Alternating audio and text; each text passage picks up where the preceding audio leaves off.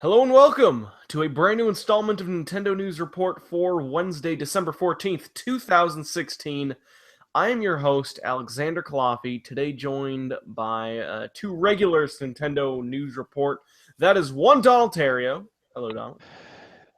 Hello, and this is pretty much my Christmas, given that there's probably going to be a funeral involved. Oh, that's too bad. I'm Is. sorry to hear that. Yeah. Well...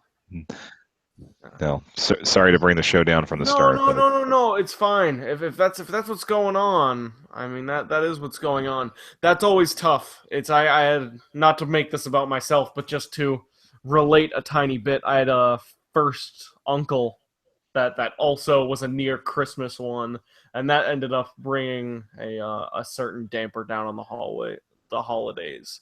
So of course, Donald, we are with you, and we are here for you, as per usual. Thanks. Indeed. Also joined by Zachary Miller from Alaska. Hello, Zachary Miller from Zachary Alaska. Miller and Ashante stand in Amiibo. Ooh, okay. So that one is... Let me guess. I'm going to be a total dummy, but I'm still going to guess. Is that the one from Kill la Kill? Nope. Is that Senran? No.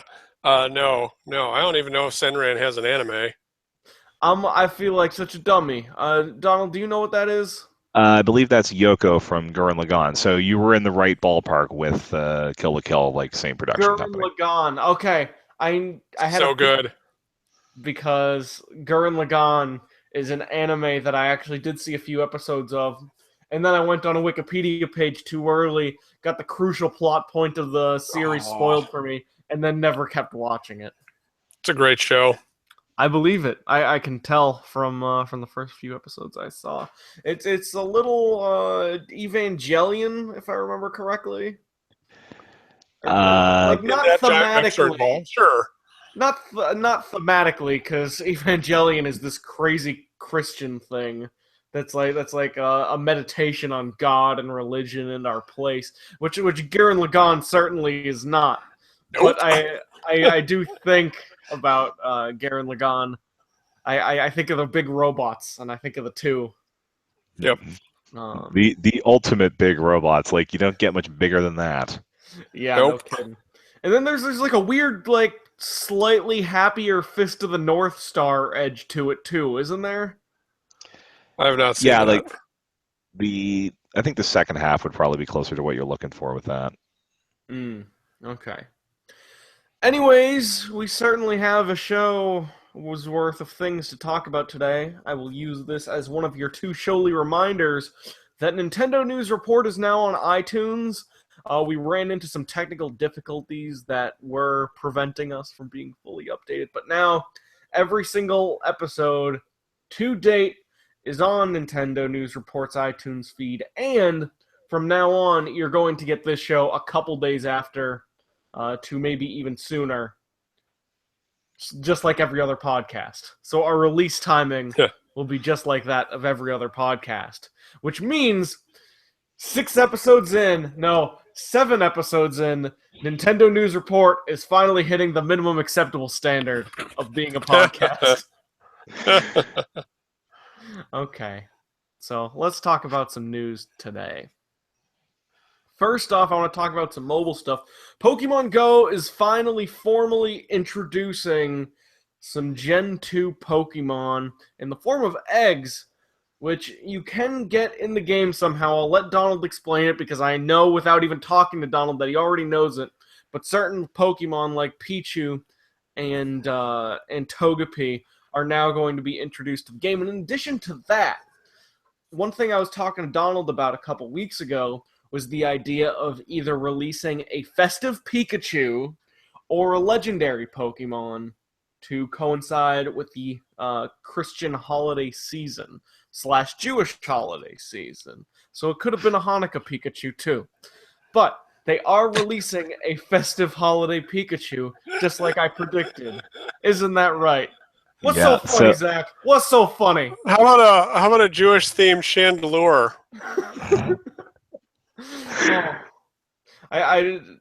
That's actually not a terrible idea.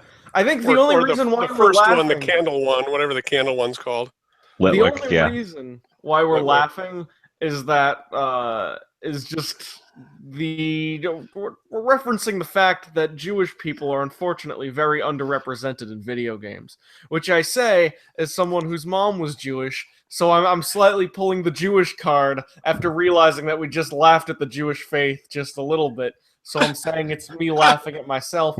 I think we're laughing at the idea that a game would go so crassly commercial that they would intentionally introduce a Hanukkah Pokemon. Isn't the festive Pikachu like supposed to be a Christmassy Pikachu? Yes, it has a Christmas hat. It's not the only Pokemon game that has one. By the way, the Holiday Pikachu and Pokemon Shuffle can do this. Yeah. The damn thing's kicked out of 8 Great Balls so far. But getting back to Pokemon Go, what they've done is sometimes in Pokestops you can get eggs, which you have to walk around and hatch. And one of the microtransaction items is an incubator that speeds up that process. So now what has happened is that some Generation 2 Pokemon that you would expect to come out of eggs, stuff like Pichu, Cleffa, Igglybuff, Togepi, they're now Elekid, Magby, they're now coming out of eggs. I think the only major baby from that generation that hasn't come out yet is Tyrogue. And I think I think they would have to figure out how Tyrogue would evolve before they would go ahead and do that, because he has 3 different evolutions. Here's the question I have for you then, Donald. So the hatching stuff is now live. People can now get a hold of these eggs. Yeah, those eggs went into the wild on Monday. So, I mean, there's been eggs in the game the whole time, but they've hatched into stuff like Pidgey and stuff before now. And now, in addition, they have a chance of hatching into a baby Pokemon. Oh, and those are going to be extra rare, I imagine. Reasonably so. I know a few people that had a few eggs that tried to hatch them all and didn't get anything. So I've never hatched an egg.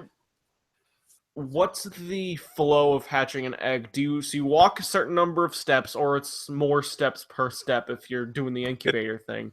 Does it light up and just say, huh? It's distance-based. It doesn't track your steps like a pedometer. No, okay. But what happens when it hatches? Does it just say the Pokemon hatched, or does it wait for you and then you can see the hatching animation, or do you hear a special sound? You get to hear that. You get to see the full hatching ceremony, like you would see in a regular Pokemon game. Okay, the reason why I ask is because I had to write a holiday shopping guide for the local newspaper I write for, and then I wrote in a thing on Hatchimals. And if anyone's heard of Hatchimals, they are this year's Webkins, this year's Tickle Me Elmo, this year's super hard to get toy.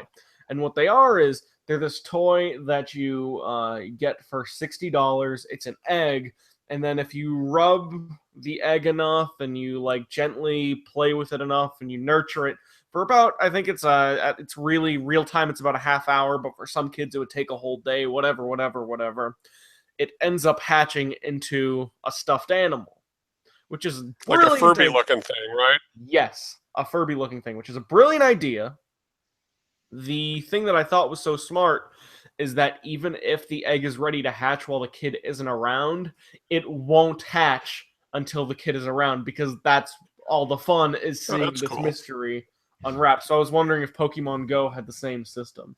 Yeah, and I have to say, Toys R Us a couple of weeks ago, on a Sunday, they announced that they were going to have Hatchimals and the NES Classic. My first thought was, are you trying to burn down the stores for the insurance money? I mean, dead in mad rush to Toys R Us. I was actually having a pretty good time reading about Hatchimals and reading Hatchimal reviews on some of those mom blogs, just because it's very enjoyable as someone who is barely an adult to look back with an adult developed mind and to be able to look at a child's toy critically, and then to see what these moms are saying about it, and then to be like, okay, I understand how that works. There's a certain pleasure about being able to take the mystification out of a child's toy. I like how you phrase that. And I just realized that if there was a Jewish Pikachu, when you throw him and he comes out of his ball, he'd say, "L'chaim!"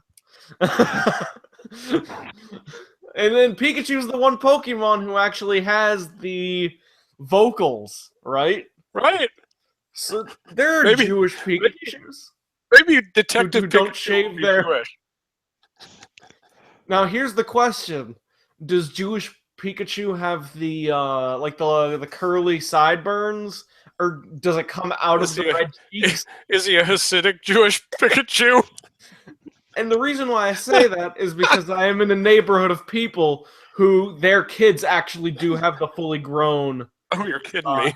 No. The I'm in Greater Boston, and the Greater Boston area I'm in is considered the cultural hub for Judaism in the Boston area, and I am on one of the main streets, literally a 2-minute walk from Wow. a main temple and like main Torah schools, and I just see these parents and their kids, and they have the super long hair down the sides, and I think it's so much fun. I love Jewish people. I love Christian people. I love all people. And you will now watch me slowly walk away from this cliff I have embarked myself on to talk about our next story, which is another mobile story. Oh, yes. And Ms. 1K3 also identifies with me. Says, I see that all the time too, LOL. Ms. 1K3 also says, I found that Pikachu at the first Pokestop I went to after not playing in a week, and I didn't even know about the update, LOL. So maybe that stuff is more available. And I wouldn't be surprised if it was more available, because I bet there's so many players who have fallen off Pokemon Go. Like Giving me. them, like you. So giving people like you a really cool Pokemon right off the bat is at least a way to keep you hooked a tiny bit longer. And the sad thing is, from people I've talked to that have played Ingress, apparently this is a really good time of year to go out and do stuff in Pokemon Go and games like it, because, well, everybody else is cooped up because it's bloody wintertime. Mm-hmm. I see.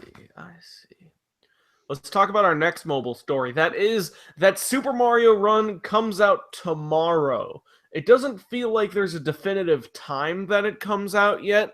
I'm guessing it's not going to be midnight, and it will instead be like 1 p.m. tomorrow. Well, based on when Miitomo went live, it went live on iOS at about 9. I want to say about 9 Eastern. Oh, Tomorrow really? morning on the Thursday morning, so it could go live at any time. It's up to Nintendo at that point. And Right.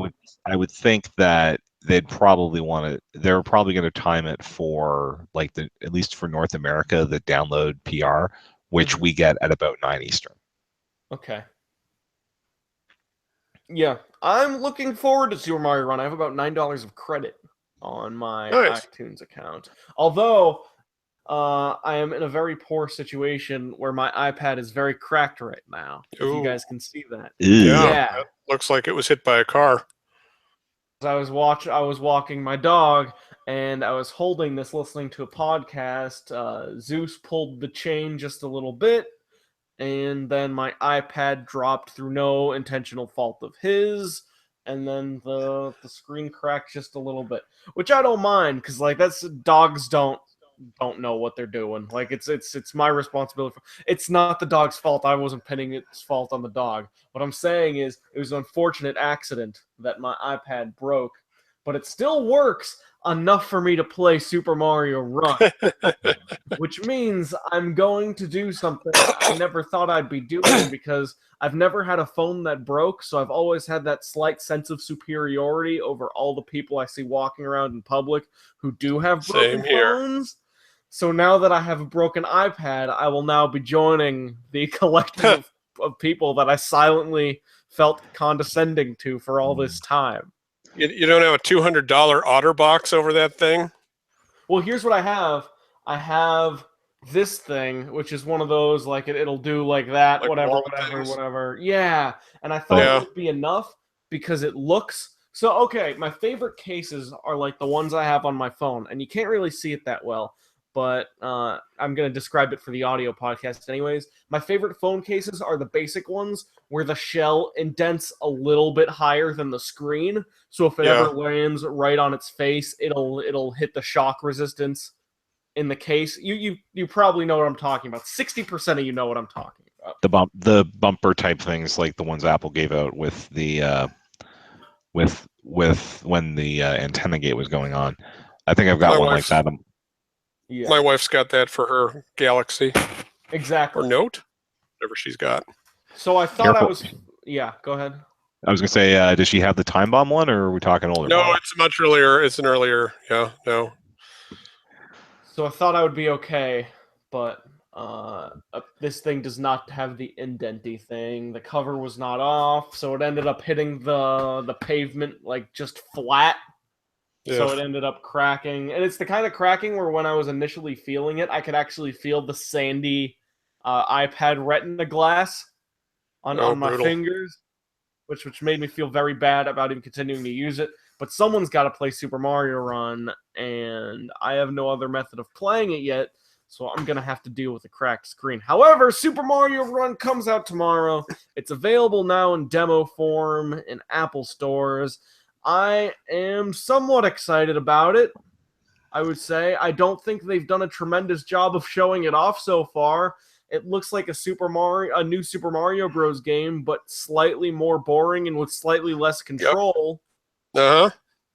And Zach, I'm not trying to be so cynical like you, but I think the one thing I've only realized today as I look at so many videos of Super Mario Run is that I'm sure it's gonna be a great game, but I feel like they're doing a poor job of separating it from New Super Mario Bros. Because it seems like Bowser might be the only boss in that game. I don't know if he is. I haven't been playing the game. I have not had any early access to the game, nor have I been looking at the coverage as closely as I could have. But it looks like Bowser's the only boss in the game. And if it's 4 levels Bowser, 3 levels Bowser, whatever, that's slightly troubling to me. Only relieved by the fact that I know that we got like the Nintendo old school A-team designing it, because Miyamoto's on it, and I think Tezuka's on it too, right? Yep. Yeah, Donald, what say you, Donnie? I'm intrigued on an intellectual level on it. Like I do want to see what the A-team developing a mobile app would look like. Unfortunately, the time I would have gone to try the demo at the local Apple store, there was a massive snowstorm that day and I couldn't get out. So I'll be waiting for the weekend. I'm not sure because I don't have any Apple devices here anymore. And when I did, it was an iPod Classic. So I would have been able to play this anyway. But I'll wait to see how it plays, and I probably will end up buying it when it hits Android. Yeah, me too. Yeah. But I'll get it on my Nexus 10, assuming it runs on the Nexus 10, because I try to sequester all my mobile games to the tablet-sized thing. Yeah, we have some. It'll kill my phone's battery. Yeah. Yeah. Oh, Chariot Goblin actually makes a point that we forgot to cover.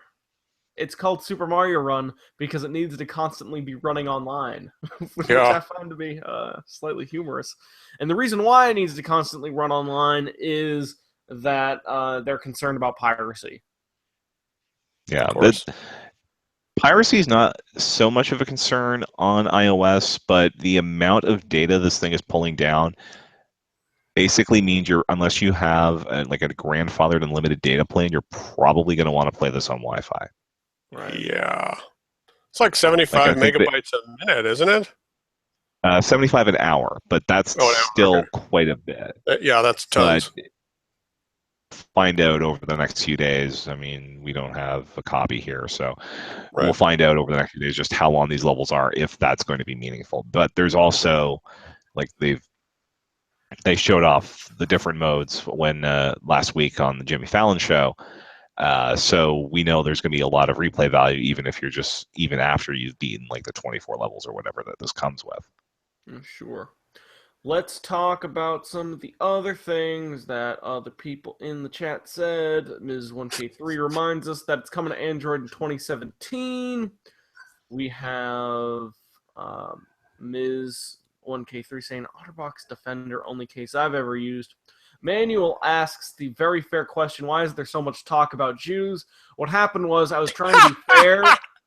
I was...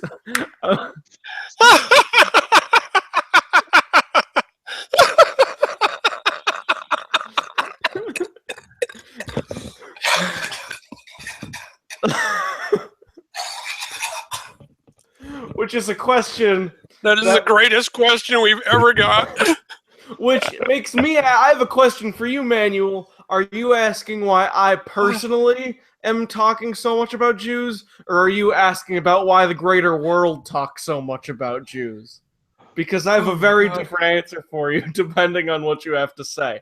No, the answer to your question, why is there so much talk about Jews? We were talking about a festive Pikachu earlier, and I was trying to be fair to both Christianity and Judaism, but I ended up saying a bunch of stupid stuff, and now we find ourselves here. Oh, the menorah chandelier is why we were talking about Jews. Or Litwick or whatever. Which would be a very weird decision for Pokemon Go to bring a 5th generation Pokemon in just for Hanukkah. That would be a really bold thing and a really bold show of faith for the Pokemon Company. People would misunderstand. They'd be like, why is there this chandelier but no other Generation 5 Pokemon? And then we must also point out the humor and that there is someone in our chat named Julie, spelled Jew, which is she just said, or she or he just said, I was getting offended because Nathan bullies me because of the first part of my name, July, which is the way it's spelled. So there you go. It's true. It's true, Emmanuel. We were talking about Jews for 10 minutes. Depending on where you fall on that, either thank you, you're welcome, or I'm sorry. You can just take one of those phrases and then run with it. That has to be the episode title, Alex. Why are you talking about Jews? 7 episodes in, and we're already in. Nintendo Jews report. Oh boy. Okay. I think we can end the episode there, right? Yep. We're good. It's not going to get any better. Okay. Or worse. Okay. Nintendo was on Jimmy Fallon. They were talking about Super Mario Run. They played Super Mario Run. That was all great. And then in addition, Reggie Fils-Aimé went on stage and he was like, okay, we have one more thing to talk about. And Jimmy peed himself. Jimmy had so much fun and was fan geeking, boying the heck out when the Nintendo Switch was unveiled on stage on live footage for the first time on this episode of Jimmy Fallon. And we got to see The Legend of Zelda Breath of the Wild running on the Nintendo Switch. And it looks like a Legend of Zelda game. It was a very basic demo, so we didn't get any more of a feel for the game. Yeah. I have already made my opinions on Breath of the Wild very clear. What I will say is that the system itself presented very well. Dude, it's tiny. Like that initial commercial video, I didn't realize how friggin' small it is. Of course, it's got to be that tiny. Like half the width of the gamepad. I'm getting the gamepad right now. Donald, say some stuff. Zach, say some stuff. Hold on. Yeah, well, you have to consider with when you talk about 6.2-inch screen, that's at some point that was. Yeah, that's the size of the gamepad screen, but you don't have those chunky controls on the right side because those are removable. Right. So most of what you're going to see with the Switch is if you're playing it, like if it's docked, you're just going to have the controller or the Pro Controller either way. I mean, back to front. It's like as deep as a tablet. Okay. Tablet technology has come a long way in the last 5 years, Zach. I guess so. So here's what I have. A very dirty, not very recently used Nintendo gamepad. Now, here's what I want to show you. Look at how bulky everything but the screen itself is. Now, let's say you shrink this part by 70%. You would basically just have a much slicker gamepad. Because I'm pretty sure the screen is exactly the same size, right? Yeah, but Alex, I was talking about back to front. Right, no. And I'm saying, like, basically, it's just a gamepad, but severely streamlined. It's got, like, all the shit that nobody uses on the gamepad taken away. Right. Or it's at least moved to other places of the device. Yeah. I was just really excited by how tiny it is, because I just wasn't expecting that. And then the dock is also friggin' tiny. Right. And it looks like, as shown in the video, when you take the Switch off the dock, it's on immediately. Like, I think he had to press a button. Did he have to press a button? It seemed like he had to do something when he was taking it off the dock. Maybe. Because someone thought I think I know somebody who thought they was actually touching the screen there and inadvertently confirming the touchscreen rumor, but I think he hit the minus button, actually. I don't know if that is what you actually have to hit, like on most Wii U games. You just hit the minus button, you're off TV all of a sudden. Right. So there's precedent for that, but I think the intention and how they showed it in the initial launch video was that you would just pull it out and it would be right there. You wouldn't have to do it. The only thing you'd have to do would be to pull the system out of the dock. Right. Yeah. It looks good, though. I think it's presented well. The bezel looks better than I thought it did. Like on the video, I thought the bevel looked a little worse. Really? I thought it looked. It's a hell of a bevel. I thought it looked pretty bad in the video. I will say we're 28 days away from the big reveal direct. Yeah. Yeah. That's exciting. The big Japanese press conference. Which is going to... Oh, there's only two other quick points. That's an excellent transition, Zachary, and I'm sorry to step all over it. I didn't know I made a transition. I had... You intentionally made an excellent transition. RK2059342 asks, is Jimmy real or is he playing it up for the camera? I hear conflicting things. I have a two-part answer for you. The first is Jimmy Fallon definitely plays it up. Not just because he is a showman and a presenter and this is his job, but I'm pointing to, my other reason is that I point to, and I say this in a very apolitical way, not expressing any political opinions whatsoever, when Jimmy Fallon talked to Donald Trump a couple months ago, and you could just see Jimmy laughing a little too hard at jokes that were either not jokes, or they were, like, not great jokes, or, like, they were, like, kind of, like, hammed up a little bit for the TV, and he was just doing all these knee slaps and stuff. So he clearly phones it in a tiny bit. What I will say is that I actually do think he's a fan of video games, and I do think he actually does care about Nintendo to an extent. He's kind of like the cousin I have who's 37 years old, who pays no attention to Nintendo and what they do, but when the Nintendo Classic gets announced, he gets so excited, more than I've ever been excited for any Nintendo console, because he's that kind of very specific Nintendo fan. Gotcha. Yeah. Is he Jewish? That's a wonderful question. Thanks for bringing that up, Zach. Jimmy Fallon. I'm going to actually give you a definitive answer. But we were saying that the Nintendo Switch reveal is happening at 8 p.m. Pacific, 11 p.m. Eastern, which is very late. For you guys. For me, for Zach, it's prime time. Hell yeah. And for me, it's after midnight on Friday the 13th. Let's have fun with this. Okay. So I'll be calling in sick that day from work. I just want to let my boss know now.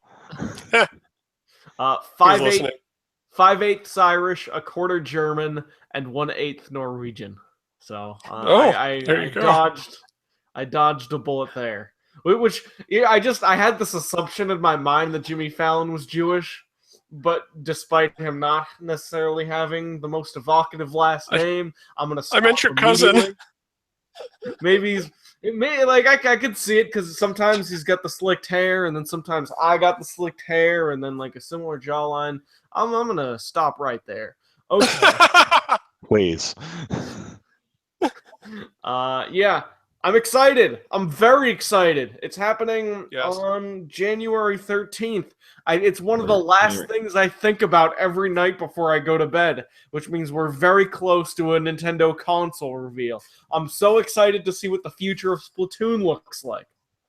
I'm so excited to see whether Zelda Breath of the Wild will finally be an appealing looking game for me.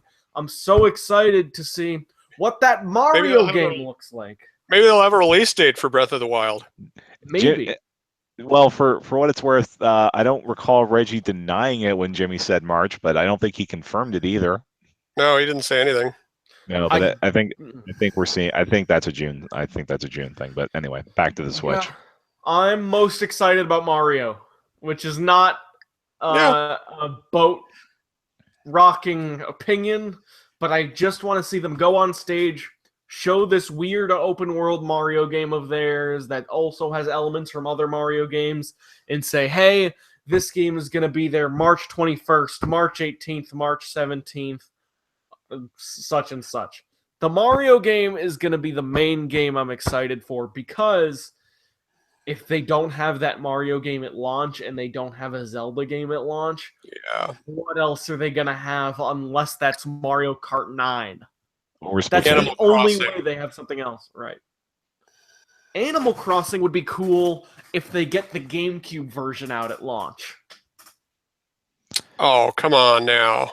Yeah. After all the improvements that series has made, I would not want to be booted back to the original game. So Animal Crossing on GameCube actually has appeal of its own, or at least in my nostalgia, imagination, memberberry fueled brain, it does. Aside from the NES game? I saw the whole South Park season 20 today. It was excellent. It's very funny. It's very funny and very smart too. And I love a show that's political and also doesn't clearly take any sides. Yeah. But anyways, my fueled nostalgia-ridden brain, what I remember about Animal Crossing is that it has the best writing, I would say, in the series, or at least the comfiest writing. It has my favorite of the holidays and events. I like the grid-based movement that it has. I still actually think that's my favorite way of an Animal Crossing game moving. It has the NES games. Yeah, I do prefer that movement to this globe thing that they've got right now. And it also has, I would say, the most challenge of any Animal Crossing game. Although Animal Crossing is weird, because everyone makes their bells either extremely slowly through glitching, hacking, time traveling, or through turnips. Those are the three ways to make your money. And you can still do the turnip thing just like any other game. But outside of that fact, I remember it being the Animal Crossing game I had the most fun with. I wonder if GameCube games will be there at launch. I hope so. Me too. The rumor says on Eurogamer that they're testing Melee and Sunshine and Luigi's Mansion and also Animal Crossing, which are arguably the four best games on GameCube that we don't have access to yet. Rogue Squadron. But like that we would realistically get. Yeah, I know. Yeah. Luigi's Mansion, like, maybe that's not one of the best games on that system, but it is one of the most important games to get out on the system because there's Luigi's Mansion 3DS, and they probably want to nurture the environment for a sequel just a tiny bit. F-Zero GX would be nice. F-Zero GX would be very nice. I would love that game because I've never played it properly, despite owning a copy of it. And the only F-Zero game I properly have experience with is the original one, which I love the shit out of. Nice. Yeah, so GameCube stuff might happen too. That would be a cool announcement. I wonder if there's going to be any surprises at this Switch event. Are you counting stuff that's been rumored, like the Mario/Rabbids game, as a surprise? No, I don't even count Stars as a surprise unless it's a cool Pokemon surprise. Like, unless there's something crazy about the game we don't know yet. Like, oh, we're going to add 20 new Pokemon.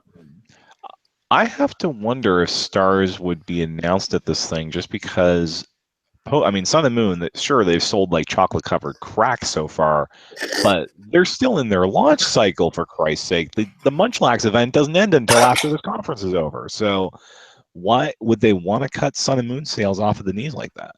Yeah.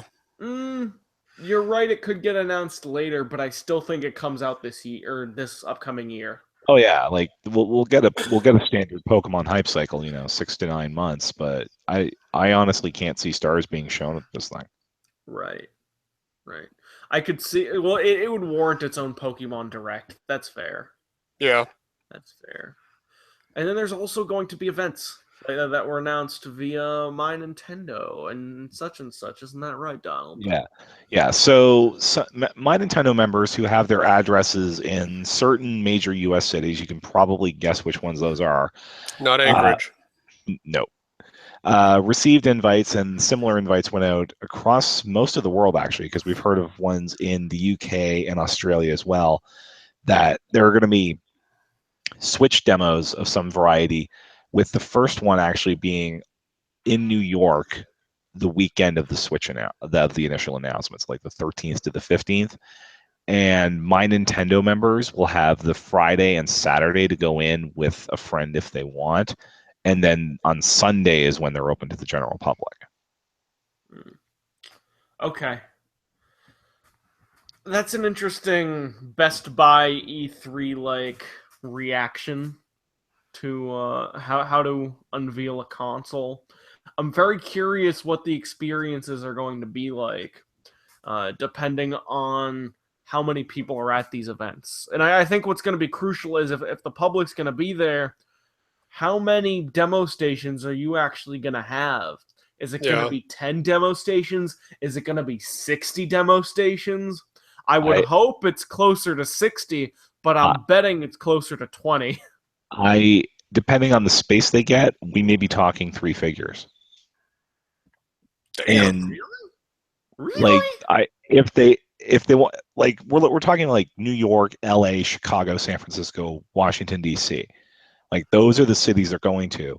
Those are huge areas, and there's going to be a lot of people there.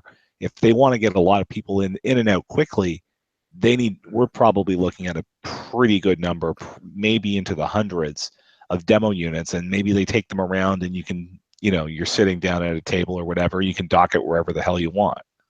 Consider this, though.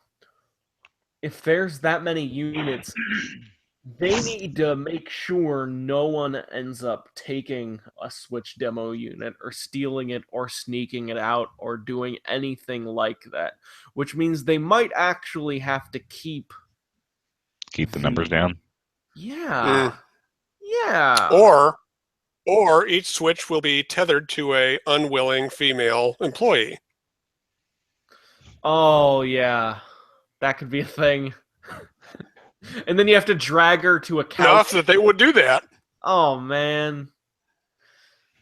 Well, because I mean, there's only so much you can do with a Switch if it's out of the system. I mean, at some point it's going to become useless because you're not going to. Well, depending on how it charges, you may not be able to use it right away after a few hours. Mm-hmm. But then again, I suppose for the kind of people who would want to steal a Switch demo unit to reveal whatever they want, you'd only need a couple of hours, or you're probably breaking into the thing anyway. Right. Where Chair Goblin asks, Retros Studios' new game at the Switch presentation? Nice. I think that depends on whether Nintendo plans on doing an E3 presentation this year. given the nature, because we should clarify here, the event that we're talking about, like the live show, is in Japan. It's during Japanese business hours because there's going to be press demos after that, which is why it's also 5 o'clock in the morning for most of Europe. Sorry, guys, you drew the short straw this time. So Retro's game. I mean, hey, when Nintendo does E3 press conferences, it's like dinner time in Europe. Oh, really? Yeah, like the only time they usually get screwed is if Sony's doing something like on their Day Zero E3 thing, which is like 3 o'clock in the morning their time. Didn't they also get Yoshi's Woolly World like 6 months before us? That was a thing. 4, but yeah. 4 months, yeah. But they timed it for Japanese business hours. It works out well for most of the U.S. I mean, you can say what you will about the East Coast, being 11 o'clock at night. I could see most of the people who would care still being up at that point, and Lord knows I'll still be up for it at midnight. But Europe gets the 5 a.m. drop. Please understand. Let me ask you this, Donald. RK2059342 brings to my attention that there's some official Kirby 25th anniversary live stream tomorrow. Have you heard about this? I've heard of its existence. I don't think we're getting any game announcements out of that because if those are going to happen, those are probably going to be saved for the Switch reveal. Unless it's a 3DS game, at which point, yeah, they could probably announce it tomorrow. Yeah, but also if we just got Kirby Robobo, would it really be the Kirby game you want? If that's... I mean, would we get another sequel to that so soon after? And that is the best Kirby style, so... I could see a version of an updated version of the Dream Collection. Remember that disc that came out? Oh, yeah. It was like the last Nintendo published Wii game. Before I never got that. I wish I did. Yeah, it was the last. It was the second to last Wii game I ever pre-ordered. That they basically dumped like 6 Kirby games onto a disc with a bonus book and a little bit of and a nice little demo. Soundtrack too. And the soundtrack. So we could see something like that in a 3DS form. But if there's anything Kirby coming, it's probably next month. It would be nice if they had a Return to Dreamland port for 3DS to get that whole trilogy on one system. Yeah, that's true. Oh, that would work. And it's not, I don't know how well it's sold as a Wii download on Wii U, but I got it. That seems like a cheap way to handle it. That was the one Kirby game I ever actually fully enjoyed too. No love for Robobo? I haven't played it yet. The last Kirby game on 3DS I played and it was good, but it was outrageously easy. Triple Deluxe, yeah. And I should clarify. Yeah, and I think for Retro, theirs is going to have, and I should just doubling back to Retro for a moment. I think what they're going to have is going to be more Western focused. So I think, Alex, you're right. We're probably going to hear more about that in June. Okay. Sure. Come on, Metroid Prime 4. Come on, DKC3, finish the fight. Oh, come on now. What would be worse? Metroid Prime Tropical Freeze or Donkey Kong Country Tropical Freeze 2? Other M2. We gave it to Retro. They'll make it better. Other M Tropical Freeze. Hey, I like Tropical Freeze, and the whole game takes place in Phendrana Drifts. But I think I honestly think what we're more likely to see from Retro is a new IP. Yeah. I think they've got enough of a leash that they can do that. Project Hammer. If you guys were in the mood, it's where we're not legally obligated, or we're legally obligated to never talk about Project Hammer again. So this is your one warning, Zach. Everyone gets one. Never mention it again, or so help Nintendo God.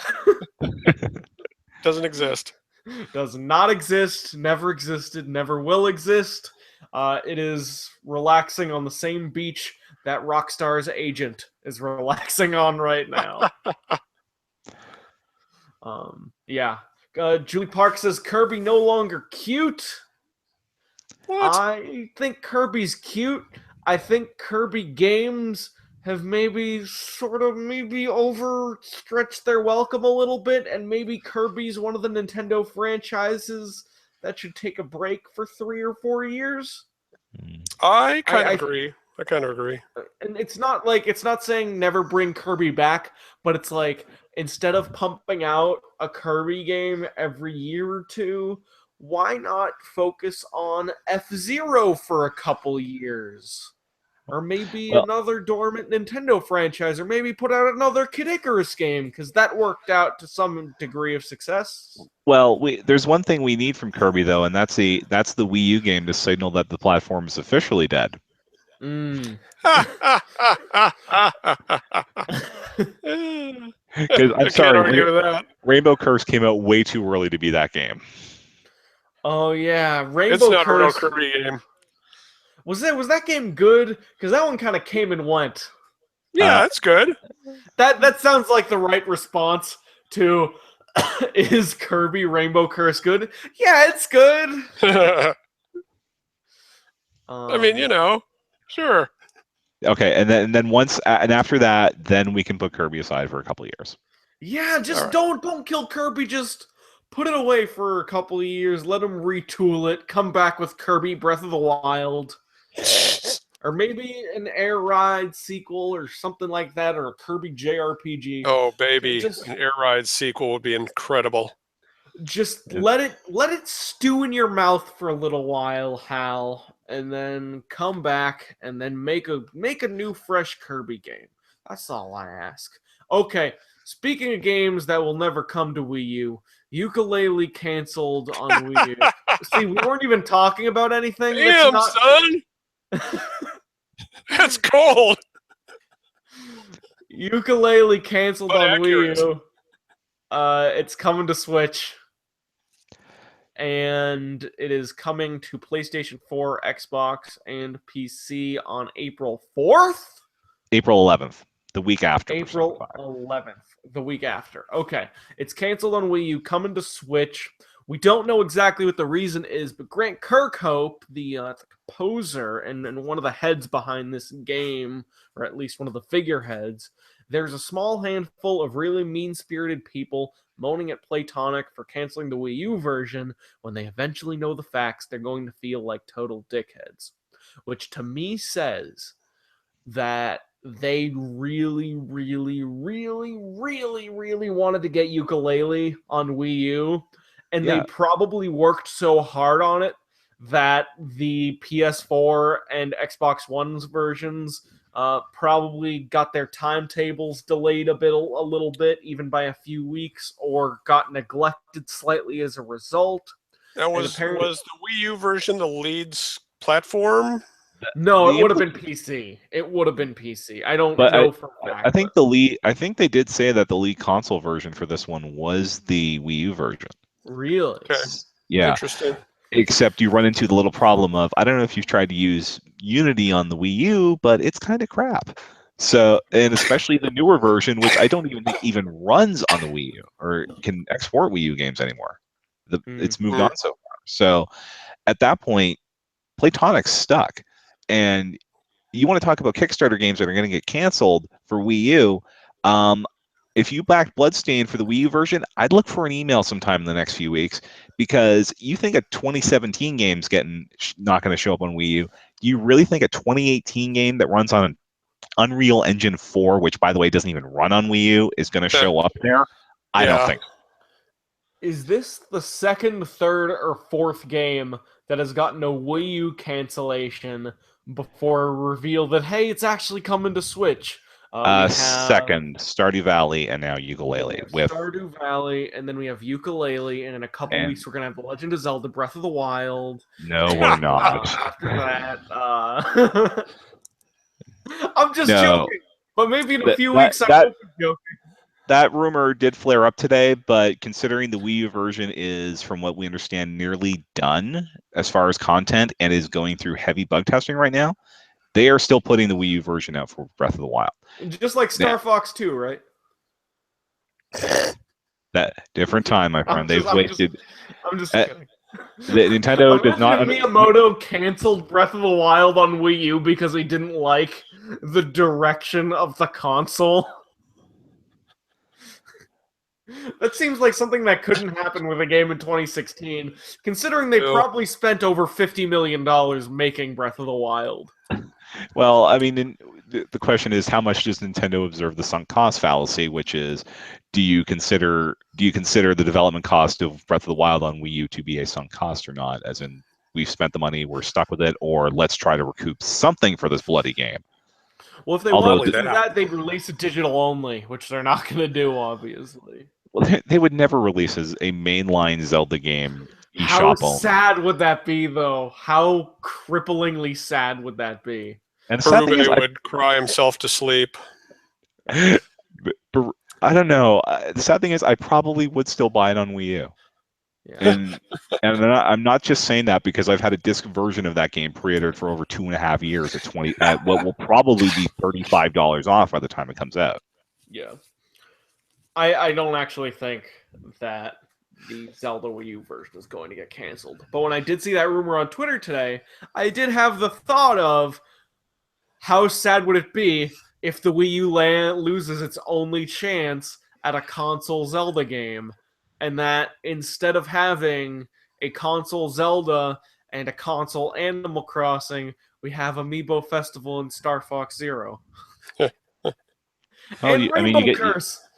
And you've got the good version of Wind Waker. Yeah. And the lesser Mario 3D game. There's an opinion. I don't know. Okay. The window dressing of Captain Toad, you mean? Oh, actually, Captain Toad is I would say that's the best Mario game on that system. I wouldn't have that's what I'm saying. I think it's the Mario game with the most heart on Wii U. But yes. I think New Super Mario Bros. U is a better video game than the New Super Mario Brothers games are built by AIs. Yeah, maybe. Except the first one, Cherry Goblin, I believe, said earlier that New Super Mario Brothers on the DS was the best one. Hell yeah. Hell yeah. Very few people will agree with this, Cherry Goblin. But New Super Mario Bros. On DS is the best one, and let me tell you why. For one, because it was the first one, there was the only time when that engine actually felt fresh. Second, it's the only New Super Mario Bros. Game that has fully unique bosses, including they take Bowser, they drop him in the lava, they make Dry Bowser come out, and then it's this, and which is kind of a fucked up moment in the first world, and then in the last world, you have to fight Dry Bowser, and then in the final world, they make you fight Bowser Jr. and Big Bowser at the same time, and it's not a particularly hard boss fight, but they're all very fun boss fights. And I would actually say the most replayable New Super Mario game, the fun for the sake of fun New Super Mario Bros. Game, it's the DS one by far. And the DS one has some pretty fun multiplayer games too that I don't think have carried over to the other games. A lot of those are carryovers from 64 DS, right? Right, but I think way more people have bought New Super Mario Brothers than bought 64 DS. Yeah. Cherry Goblin says, "High five, Alex." High five to you too, Cherry Goblin. Doesn't it feel good having the right opinion sometimes? That's how it feels to be me all the time. I'm just kidding. Maybe, we'll see. Okay. All right, let's wrap this thing up. We have one more story. Okay. Super Nintendo World at Universal. Oh, right. I paid no attention to this story. Tell me everything about it. So basically, we know the first of the three Universal Studios that are going to get a Nintendo theme park. Surprise, surprise! It's the one in Japan, and the intention is to have it open before the 2020 Summer Olympics. Right. So that because there's going to be a lot of tourists there, and there's going to be a lot of moolah. Mr. Miyamoto is involved in the full planning of it. It's going to be a full, like I think they said, 2-level experience, but we don't know. We still don't know like how many ride type attractions are going to be. How many, if it's going to be like the sit down Princess Peach restaurant or whatever in the place. They've released very few details on it, and they dropped it at about I want to say midnight Eastern on Sunday, so it really wasn't intended for us to know about, I think, but well, that's the internet for you. So like I said, basically 2020 will have the first of the attractions, and we'll probably see the other two, I'd say, within a year or two after that. Yeah. So we'll have DK Splash Mountain, and we'll have Luigi's Haunted Mansion. They did focus on Mario, so there's probably that sounds about right, honestly. But I think there's gonna be a lot more Mario in the park than I think most people are ready to admit. What do you guys think they're planning for Doshin the Giant? An exclusive Amiibo, assuming Amiibo are still a thing in 2020. Wonderful 101. I bet it took some hesitation to just outright call the park Wonderful 101 World. What a wonderful world it is, too. Did you guys talk about Box Boy last week? Box Boy, yeah, or Goodbye Cubed. Goodbye to Box Boy, which is such a sad but cool title. Yeah, I don't care. I just want the Amiibo.